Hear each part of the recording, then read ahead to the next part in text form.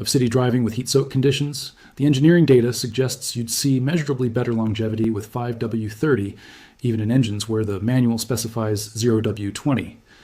But GM can't say that in the manual because it would essentially admit that the thinner oil is a fuel economy play rather than an optimal lubrication choice. Every turbocharged GM engine built since 2022 has a specific vulnerability that's documented internally but never explained to owners. The bearing system in the turbocharger is fed by a dedicated oil passage that branches off the main gallery. Under cold start conditions, the passage gets oil last because it's the furthest point from the pump. With 0W20 oil, which flows very easily when cold, this usually isn't a problem. You get oil to the turbo bearings within 2 or 3 seconds. But here's what we found in validation testing. When you use 0W20 in sustained high load conditions, let's say you're towing through the Rockies in summer, the oil temperature in that turbo feed line can spike to 280 degrees or higher. At that temperature, 0W20 thins out significantly. Its viscosity index can drop by 40% compared to its cold rating. What that means in practice is that the oil film protecting those tiny turbo bearings gets much, much thinner, right when the bearing is spinning at 150,000 RPM under maximum boost pressure. We saw evidence of this in our 100,000 mile durability testing. Turbos that had been run hard with 0W20 showed measurably more shaft play and bearing wear than identical units run with 5W30. Not enough to cause failure within the test period, but enough that we flagged it in the validation report as a potential long-term concern. The recommendation from the durability team was to specify 5W30 for all turbocharged engines, or at minimum to include a manual note about switching to 5W30 if regularly towing or operating in high ambient temperatures. That recommendation didn't make it into the final manual language. Why? Because the L3B turbo 4-cylinder is one of GM's highest volume engines right now. It's in everything from the Silverado to the Traverse to the XT4. Specifying the thicker oil would have cost about half an MPG across the entire fleet, which translates to a substantial CAFE penalty exposure. So the manual says 0W20 for the L3B. And technically that's fine for most driving. But if you're pushing that engine hard, especially in warm weather, the internal engineering data says you'd benefit from the higher viscosity. Now, here's the part that kept our legal team in meetings. For 6 months, the warranty language was specifically written to be interpretation dependent. Notice the word may, not will be. Maybe. That's intentional legal language that gives GM flexibility in how they handle warranty claims. If you used 5W30 in an engine that specifies 0W20, and then you have an engine failure, GM has the option to deny your warranty claim based on improper maintenance. They also have the option to cover it anyway if the failure is clearly unrelated to oil viscosity. This came up specifically in our discussions about turbo warranty claims. That's absurd from an engineering standpoint, but it makes perfect sense from a legal standpoint. It gives GM maximum flexibility to handle claims on a case-by-case basis, rather than being locked into rigid specifications. But here's what you need to understand. If you're using a Dexos Gen 3 approved 5W30 oil in an engine that specifies 0W20, you're using a heavier specification than recommended, but you're still using an approved oil that meets or exceeds the base Dexos Gen 3 requirements. In practice, I saw multiple warranty claims get approved where owners were running 5W30 in 0W20 spec engines because the failure mode was clearly unrelated to lubrication. Things like injector failures, sensor issues, timing chain problems that were part of known TSB campaigns. But I also saw claims get denied where owners were running thicker oil and had bearing wear, even though the bearing wear looked exactly like cases where owners had run the specified oil. The point is, the warranty language doesn't give you clear protection either way. It's designed to be flexible for GM, not predictable for you. If you're trying to figure out which oils actually meet what we were targeting internally, you need to look beyond the Dexos badge. Dexos Gen 3 is a real specification with real test requirements. Any oil carrying that license has been tested and validated by GM. That part is legitimate, but not all Dexos Gen 3 oils are created equal, and the spec allows for a range of formulations that perform very differently under stress. For 0W20 applications, find oils that publish HTHS values above 2.8 CP. Mobil 1, Pennzoil Platinum, and Valvoline Advanced all tend to hit 2.8 to 2.9 in their Dexos Gen 3 0W20 formulations. That's at the higher end of the acceptable range for this viscosity grade. Avoid store-brand Dexos Gen 3 oils unless you can verify the HTHS value. Many of them hit the minimum specification requirements, but sit at 2.6 to 2.7 CP. which is technically compliant, but right at the edge of what we considered adequate for high-stress use. For 5W30 applications, you've got more margin to work with. Most major brand Dexos Gen 3 5W30 oils deliver HTHS between 3.0 and 3.2 CP, which is exactly where we wanted to be for turbocharged engines in our internal testing. If you're in a situation where your engine specifies OW20, but you're regularly towing or running in hot climates, switching to a 5W30 Dexos Gen 3 oil gives you substantially better protection at the cost of maybe 1% fuel economy. Based on the durability data I saw, that's a trade-off I would personally make on my own vehicle. One more thing about oil selection: pay attention to the additive package, specifically the detergent levels. Direct injection engines, which is almost every GM gas engine now, have a problem with intake valve deposits because fuel doesn't wash across the valves anymore. Higher detergent oils can help minimize this, though they can't prevent it entirely. Oils marketed specifically for direct injection, or with advanced detergency language, typically have stronger additive packages. This isn't captured in the Dexo specification directly, but it matters for long-term cleanliness.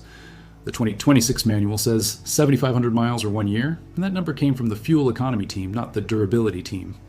Let me explain how oil change intervals actually get determined. In an ideal world, you'd run durability testing with oil analysis at multiple intervals, find the point where wear metals start increasing, or where additive depletion reaches critical levels, and then set your recommended interval with a safety margin below that point. That's what we did in the lab. Our oil analysis data from the 100,000-mile durability cycles showed that Dexos Gen 3 oils, in typical driving conditions, were still providing adequate protection at 10,000 miles. Wear metals were elevated, but within acceptable limits. Additive packages were depleted, but still functional. So from a pure engineering standpoint, 10,000 miles was defensible for highway-heavy driving with moderate loads. But then the warranty cost analysis came in. The data showed that owners who change oil at 10,000-mile intervals have a slightly higher rate of warranty claims than owners who change at 7,500 miles. Not dramatically higher, but measurably so. The warranty team wanted 5,000 miles. The fuel economy team wanted 10,000 miles, because fewer oil changes means lower life cycle cost in EPA calculations. We settled on 7,500 as a compromise, but here's what the manual doesn't tell you: that 75 to 100 mile interval assumes a specific duty cycle. It assumes about 60% highway miles, moderate loads, and normal temperature ranges.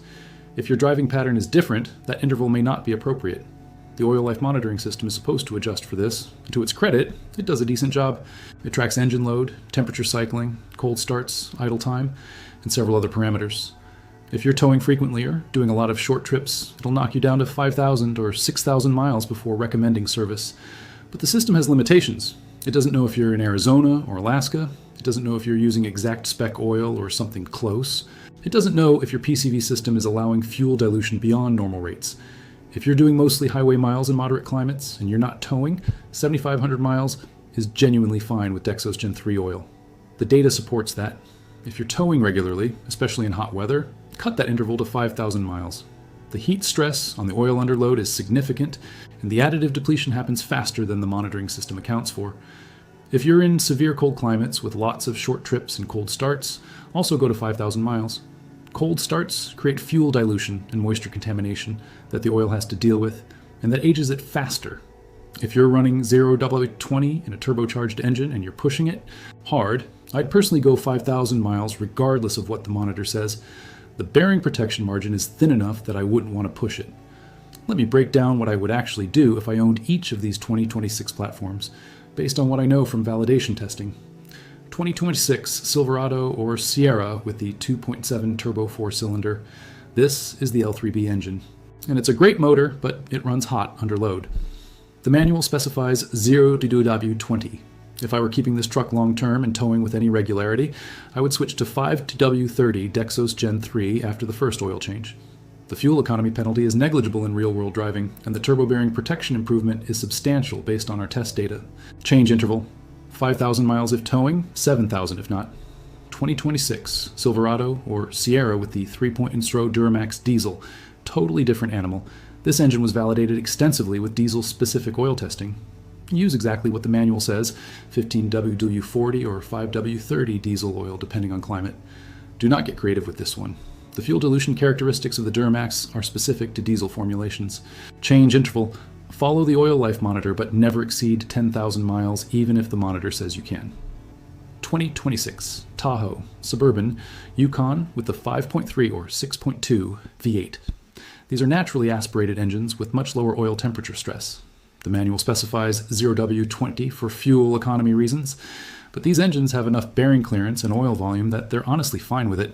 I would stick with 0W20 Dexos Gen 3 for these unless you're in a genuinely hot climate, Phoenix, Las Vegas, Houston in summer, in which case I might step up to 5W30 just for the extra heat margin. Change interval, 7,500 miles, is genuinely fine for these engines. 2026 Corvette 06 with the LT6 flat-plane V8. This engine was validated with 5W50 because it revs to 8,600 RPM and generates tremendous heat. Do not deviate from the manual specification. Use exactly 5W50 Dexos Gen 3, and honestly, I would stick with Mobil 1 because that's what we used in validation testing. Change interval, 5,000 miles, or one track day, whichever comes first. The heat stress on oil during track use is beyond anything the monitoring system accounts for. 2026 Equinox, or Terrain with a 1.5 turbo. This is the L79 engine, smaller brother to the 2.7. Same concerns apply, but slightly less severe because peak loads are lower. Manual specifies 0W20. I would stick with it for normal driving, but if you're in a hot climate, or regularly using the full capacity of the vehicle, switch to 5W30 after the initial fill. Change interval, 6,000 miles. 2026 Traverse or Enclave with the AF 2.5 4-cylinder. Naturally aspirated, relatively low stress, designed for efficiency. Stick with the 0W20 specification unless you're in extreme heat, in which case 5W30 won't hurt but probably isn't necessary. Change interval, 7,500 miles. One universal recommendation, regardless of platform, send a sample to Blackstone Labs at 50,000 miles. $40 gets you a complete analysis showing wear. Metals, fuel dilution, coolant contamination, and remaining additive package. That one test will tell you definitively whether your current oil and interval are adequate for your specific driving pattern. If the report comes back clean, keep doing what you're doing. If it shows elevated wear or depleted additives, adjust accordingly. Look, I'm not trying to create panic or tell you GM is building bad engines. They're not. The current generation of GM powertrains is legitimately impressive from an engineering standpoint. The 2.7 turbo makes 310 horsepower from 2.7 liters while getting 23 mpg in a full-size truck. That's remarkable. But these engines achieve that performance because they're highly optimized, tightly toleranced, and running right at the edge of what's physically possible with current technology. That means there's less margin for error in maintenance than there used to be. 30 years ago, you could run conventional 10W30 in a small block Chevy, change it whenever you felt like it, and the engine would run forever because it had massive bearing clearances and low specific output. Modern engines don't have that luxury. They're working harder, running hotter, and relying on the oil to do more work. So the maintenance recommendations matter more than they used to. And you should understand where those recommendations came from and what assumptions they're based on. If your driving pattern matches the EPA test cycle, moderate loads, mixed highway and city, normal temperature range, then the manual specifications are genuinely fine. Follow them, and your engine will be fine. But if you're towing, if you're in extreme climates, if you're pushing these engines hard, you need to understand that the specifications were optimized for fuel economy testing, not necessarily for your specific use case. That doesn't make them wrong, it just means you might need to adjust. Take 5 minutes this weekend and think about how you actually drive your vehicle. Compare that to what I've laid out here. If you're outside the normal use case, consider adjusting your maintenance approach accordingly. And if you've got questions about specific platforms or situations I didn't cover, drop them in the comments. I'll answer what I can without violating any confidentiality agreements. And honestly, I'm curious to hear what real-world experiences people are having with these engines. Hit subscribe if you want to see more of this kind of inside baseball engineering breakdown. I've got more stories about things that don't make it into the owner's manuals, and I'm just getting started.